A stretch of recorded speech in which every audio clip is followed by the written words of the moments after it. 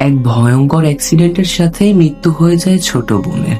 তারপর থেকেই ভয়ানক ঘটনা ঘটতে শুরু করে আরিফ, রিধি, মোমো ও জয়ের সাথে। তারা না পারছিল বাড়ির ভিতরে থাকতে, না পারছিল বাড়ির বাহিরে যেতে। প্রতিটা সময়ই তাদের মৃত বোনের আত্মার সেই ভয়ানক কণ্ঠ তাদেরকে তাড়া করে বেড়াচ্ছিল। কিন্তু আসলে কেন, কি রয়েছে এই অ্যাক্সিডেন্টের পেছনে, আসল রহস্যটা কি? প্রত্যেকটা কথার উত্তরই জানতে পারবো এই গল্পে। আসসালামু আলাইকুম গাইজ, আপনারা সবাই কেমন আছেন? আশা করি সবাই অনেক বেশি ভালো আছেন এবং আল্লাহর রহমতে আমিও অনেক ভালো আছি। তো গাইজ, দেখা হয়ে গেল আবার নতুন একটি এপিসোড ছোট বোনের আত্মা, এপিসোড 1। তো বন্ধুরা, ইন্দোনেশিয়ার এই সত্যের উপর নির্ভর করে মুভিটি মুক্তি পায় 2019 সালে এবং এই মুভির শেষে রয়েছে এক মজাদার টুইস্ট। তাই আমাদের এই চ্যানেলটি যদি আপনাদের ভালো লেগে থাকে তাহলে অবশ্যই সাবস্ক্রাইব করে ফেলুন। আর কথা না বাড়িয়ে চলুন গল্পের ভেতরে।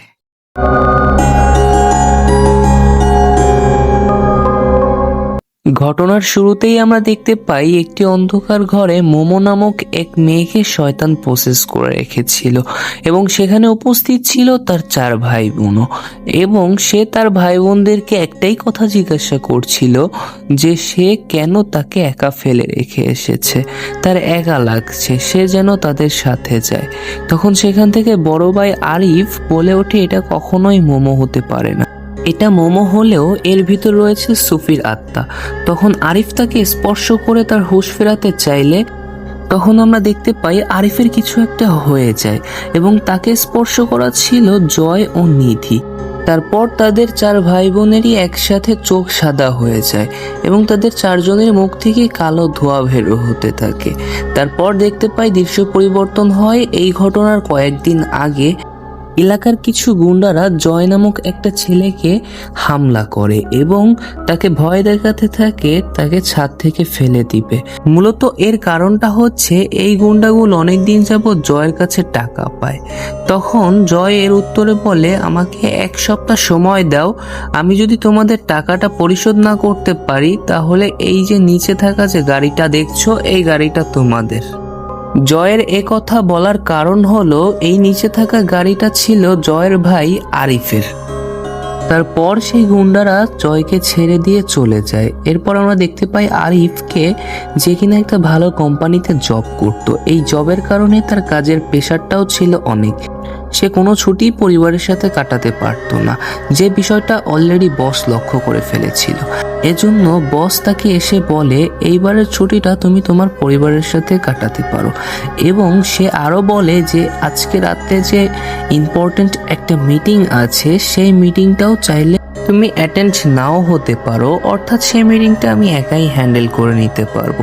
এটা শুনে আরিফ কিছুটা স্বস্তি পায় এবং আমরা দেখতে পাই মোমোকে, যে কিনা ঘুম থেকে উঠেই পিসিতে কাজ করতে বসে যায়। মূলত সে হোম অফিসে কাজ করত।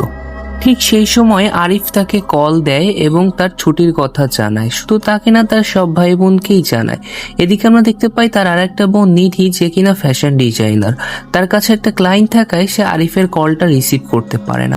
তারপর সে কলটি ব্যাক করলে আরিফ তাকে জানায় তার ছুটির বিষয় এবং সে সুফির কথা জিজ্ঞাসা করলে মোমো তাকে বলে সুফির ফোনটি ভেঙে গেছে। তারপর আরিফ তাদের বলে তারা সবাই মিলে একসাথে বাড়ি যেতে চায়। এটা শুনে মোমো খুব খুশি হয় এবং নিধি বলে, আমার একটা অসুবিধা হয়ে গেছে, কারণ আমার এখানে একটা জরুরি ক্লায়েন্ট আছে এবং আমার কাজটাও খুব গুরুত্বপূর্ণ। তারপর সবাই ভিডিও কলে আসে, যেখানে কিনা জয় নিধিকে কনভিন্স করার চেষ্টা করতে থাকে যেন নিধি তাদের সাথে যায়, কারণ 4 বছর হয়েছে তারা বাড়ি যায় না তাদের কাজের জন্য। নিধি তখন কনফিউজড হয়ে যায় এবং ফাইনালি সে তার ডেডলাইন পিছিয়ে দিয়ে যেতে রাজি হয়। এদিকে আমরা দেখতে পাই তাদের বাড়ির দৃশ্য এবং আমরা সুফির সাথে পরিচিত হই এবং দেখতে পাই সুফি তার ভাঙা মোবাইলটি অনেক কষ্টে চার্জে দিয়ে হোয়াটসঅ্যাপটি ওপেন করে দেখতে পায় তার ভাই বোন তাকে মেসেজ করেছে তারা বাড়ি আসছে। যে বিষয়টি শুনে সুফিও অনেক খুশি হয়ে যায়। এদিকে আমরা রাতে দেখতে পাই আরিফ ও জয় ছাদে ছিল, সেখানে নিধি উপস্থিত হয়, কারণ নিধির একদিন যেতে দেরি হয়ে যাবে তাদের বাসা থেকে, তাই সে তাড়াতাড়ি চলে আসে সকাল সকাল বাড়ি যাওয়ার জন্য। যে বিষয়টি শুনে আরিফও খুশি হয়ে যায়। নিধি তখন তার ঘরে এসে সুফির জন্য একটা পুতুল কিনেছিল, সেই পুতুলটি বের করে বেডের উপর রেখে দেয়। এদিকে আমরা দেখতে পাই সোফিকে, যে কিনা তার বাবার সাথে রাতের খাবার খাচ্ছিল এবং সে তার বাবাকে এই বিষয়টা জানালে তার বাবাও ভীষণ খুশি হয়ে যায়। হঠাৎ দরজায় কেউ কড়া নাড়ে। তখন তার বাবা দরজা খুলে দেখতে পায় একটি লোক এসেছে, কারণ কিনা একটা মেয়েকে ভয়ঙ্কর জিন আছর করেছে। তার বাবা উজান, যে কিনা ছিল একজন কবিরাজ, লোকটিকে পাঠিয়ে দিয়ে উজান ঘরে রেডি হতে চলে যায় এবং তখন বের হওয়ার সময় তার মেয়েকে বলে যায় দরজাটা ভালোভাবে লাগিয়ে দিতে। এদিকে দেখতে পাই সেই ভয়ঙ্কর জিনটি মেয়েটিকে ভয়ঙ্করভাবে আছর করে রেখেছে। উজান আসার সাথে সাথেই মেয়েটির মা তাকে অনুরোধ করতে থাকে তার মেয়েকে সুস্থ করে দেওয়ার জন্য।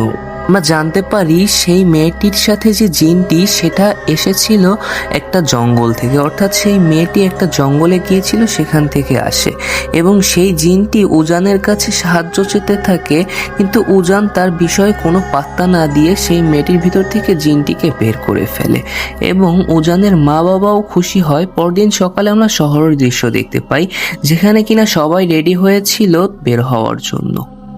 তখন সেখান থেকে নিধি বের হওয়ার সময় ভুলে সেই পুতুলটি খাটের উপর রেখে আসে এবং আমরা দেখতে পাই তারা রেডি হয়ে বাড়ির উদ্দেশ্যে রওনা দিয়েছে। তারা পাহাড়ি রাস্তা ধরে একোবেকো পথে চলে আসতে থাকে। তখন আমরা দেখতে পাই সুফি বাড়ির উঠানটা পরিষ্কার করছিল, তখন তার পিছন থেকে হঠাৎ করে কেউ চলে যায়। সে বিষয়টি লক্ষ্য করে সেই দিকে যখন চলে যায় তখন সে দেখতে পায় গাড়ির হর্ন বেজে ওঠে এবং সে দেখতে পায় তার ভাই বোনরা সবাই চলে এসেছে এবং সে একে একে তার সব ভাই বোনকে তার বাড়িতে আসার জন্য স্বাগতম জানায় এবং এই বিষয়টি দেখে সবাই খুশি হয়ে যায়। এবং আমরা দেখতে পারি তারপরে তার বাবা ঘর থেকে বেরিয়ে আসলে সবাই ছুটে চলে যায় তার বাবার কাছে এবং তার বাবাও এই বিষয়টি নিয়ে বেশ খুশি হয়ে যায় এবং তার বাবা তাদেরকে সবাইকে বলে যায় অনেকদিন থাকার জন্য। তারপরে সবাই বাসায় ঢুকলে দেখতে পায় তাদের সব ঘরের ছবি এবং তাদের সবকিছুই আগের মতনই রয়েছে। তখন মোমো সুফিকে বলে, তুমি এই ঘরে একা একা থাকো, তোমার ভয় লাগে না কোনো জিন এসে যদি তোমাকে ধরে? তখন নিধি তাকে সুফিকে ভয় দেওয়ার জন্য নিষেধ করে এবং বলতে থাকে যে সেই পুতুলটি তোমার কাছে। তারপর নিধি তাকে সরি বলে, কারণ সুফির জন্য যে পুতুলটি কিনেছিল সেটা নিয়ে আসতে পারেনি, সেটা তার ঘরের বেডরুমেই রেখে এসেছে। এদিকে আমরা ছোটবেলার দৃশ্য দেখতে পারি যেখানে কিনা নিধি এবং সবাই মিলে খেলা করছিল তারা ভাই বোন। সেখানে সুফির একটা পুতুল নিয়ে কিছু ছেলেপেলেরা কাড়াকাড়ি করছিল এবং তার ভাইরা এসে তাদেরকে প্রোটেক্ট দেয়। অর্থাৎ ছোটবেলা থেকেই সুফি একটু নরম স্বভাবের ছিল, কিন্তু তাদের ভাই বোন তাদেরকে সব সময় প্রোটেক্ট দিয়ে এসেছে। এবং ছোটবেলায় নিধি সুফিকে লাল সুতো দিয়ে একটি সুন্দর ব্রেসলেটও বানিয়ে দিয়েছিল। এসব গল্পই তারা সবাই ঘরে বসে করছিল। তখন হঠাৎ সেখানে জয় চলে আসে খাবার খেতে ডাকতে সবাইকে। সব নিধি বলে, আমি আমার কিছু কাপড় গুছিয়ে আসছি। তখন সে আলমারিতে যখন কাপড় কয়টা গুছাচ্ছিল তখন সে খেয়াল করে তার পিছন থেকে কেউ যেন তাকে দেখছে, কিন্তু আমরা তখন দেখি সেখানে কেউই ছিল না। তারপর এদিকে আমরা রাতে ডিনার দৃশ্য দেখতে পাই, যেখানে কিনা তার বাবা উজান সবাইকে জিজ্ঞাসা করছিল দিনকাল কেমন যায়। সেখানে সবাই সবার কথা বলছিল। এখানে মোমোর কথা বলে, কিন্তু জয় কোনো কথা বলে না, কারণ সে ছিল বেকার। যদিও এটা নিয়ে উজানের কোনো মাথা ব্যথা ছিল না, কারণ সে তার ছেলে মেয়েদের জন্য সফলতার দোয়া করতে থাকে। তারপর উজান সুফিকেও জানায় যে তুমিও চাইলে তোমার ভাই বোনদের সাথে শহরে গিয়ে লেখাপড়া করতে পারো, এতে আমার কোনো ক্ষতি নাই এবং কোনো আফসোসও নাই। তারপর আমরা দেখতে পাই এই বিষয়টা নিয়ে সুফির তেমন কোনো মাথা ব্যথা না থাকা সত্ত্বেও সুফির বাবা তাকে জোর করতে থাকে, তুমি চাইলে তুমি যেতে পারো, আমার কোনো অসুবিধা নেই, আমি ছোট বাচ্চা না যে আমার খেয়াল এখন রাখতে হবে, আমি যথেষ্ট বড় হয়েছি এবং আমি বুঝি। হঠাৎ তখন সুফির বাবার ভীষণ লাগে। এখন আমরা বিষয়টি লক্ষ্য করতে পারি কেন সুফি তার বাবাকে ছেড়ে যায় না। তারপর রাতে সবাই খাওয়ার শেষ হয়ে গেলে সুফি যখন থালা বাসন ধুলো তখন আরিফ সেখানে আসে সুফিকে, কিন্তু সুফি কিছুতেই তাকে সাহায্য করতে দেয় না। তারপর আরিফ তাকে কাজ শেষে তার কথা বলে। তারপর সুফি যখন আসে তখন আরিফ তাকে একটি নতুন ফোন দেখিয়ে বলে এটি তোমার। জয়ও তাকে বলে আমারও তো ফোনটি ভেঙে গেছে, আমারও একটা ফোন দেওয়া দরকার। তখন আরিফ তাকে খোঁচা মেরে বলে তুমি যদি জুয়া খেলে না উড়িয়ে দিতে তাহলে পেতে। তখন আরিফ তাকে বলে আমিও একদিন জেনে যেদিন জুয়া থেকে জিতবো সেদিন তোমাকে এরকম একটি ফোন কিনে দিব। সে মজা করে কথাটি বলে সেখান থেকে চলে যায়। এদিকে আমরা দেখতে পাই সুফি নতুন ফোনটিতে সবকিছু সেট করে আলমারিতে সাজিয়ে রাখে। পরদিন সকালে আরিফ জয়কে ঘুম থেকে উঠে খাবার খেতে ডেকে চলে যায় নিচে।